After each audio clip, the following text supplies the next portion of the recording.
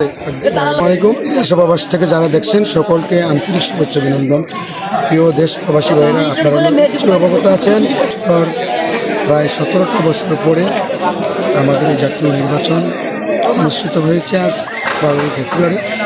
সুষ্ঠু ও সুন্দর আনন্দমুখর পরিবেশে আমাদের আজ নির্বাচন সম্পূর্ণ হয়েছে। কুমিল্লা 4 দেবিদ্বার হাসনাত আবদুল্লাহ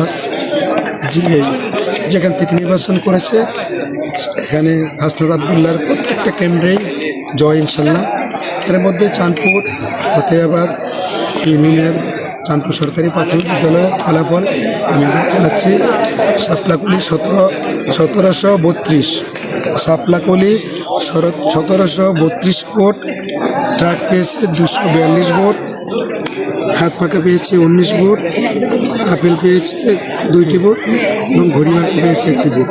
এবং আপনারা জানেন এখানে কিছু বঙ্কুলে ভোট বাদ হয়েছে 39টি ভোট। তার পাশাপাশি হে আর নায়ের যে লড়াই আপনারা জানেন, ইনশাল্লাহ এই কেন্দ্রে হা ভোট হয়েছে 1694টি আর না ভোট হয়েছে 235টি। আজকে কুমিল্লা 4 ফতেহাবাদ ইউনিয়ন চাঁদপুর